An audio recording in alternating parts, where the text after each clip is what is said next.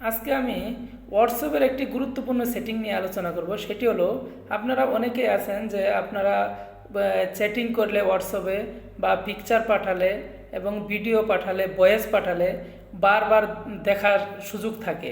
আমি আজকে আপনাদেরকে একটা এমন সেটিং, সেটি একবারের বেশি আপনার ভয়েস, ভিডিও, অডিও এবং কি পিকচার একবারের বেশি আর দেখতে পারবে না।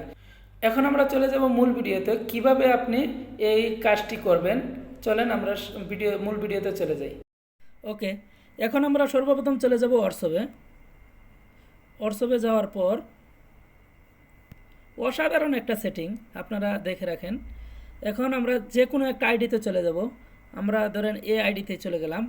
আপনি যে কোনো আইডিতে, আপনি যার আইডিতে, আপনি যার হোয়াটসঅ্যাপে আপনি ভিডিও, অডিও, রেকর্ড, ছবি, পিকচার আপনি সেন্ড করতে চাইতেছেন, যে ওই লুকে আর একবারের বেশিও দেখতে পারবে না, স্ক্রিনশট দিতে পারবে না, ছবি, ভিডিও, এভরিথিং স্ক্রিনশট দিতে পারবে না। এরকম আপনি যার আইডিতে চাইতেছেন আপনি তারটা ওকে করবেন। আমি এক্সাম্পল হিসাবে একটা আইডি নিলাম। নেওয়ার পরে আমি সর্বপ্রথম পিকচার সেন্ড করব। এই দেখেন আমার একটা ছবি এখানে ওকে করলাম। ওকে করার পর এখানে দেখেন অন লেখা আছে। আপনি শুধু জাস্ট সেন্ড করার আগে আপনি এই অনে ক্লিক করে সেন্ড করবেন।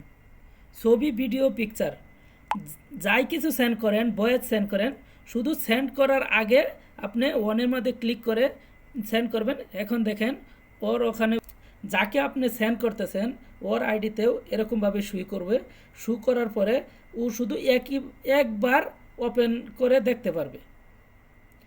তো দেখেন আমার ওখানে কিন্তু এটা ওপেন হবে না। আমার ওখানে নর্মাল ছবি, ভিডিও যাই কিছু আপনি ছাড়েন, আপনি ছাড়ার সাথে সাথে কিন্তু আপনার ওখানে শো হবে। এটা কিন্তু আপনার ওখানে কোনো শো হচ্ছে না। ওকে, এবং দেখেন ভয়েসের টাইমে আপনারা যখন ভয়েস দিবেন তখন দেখেন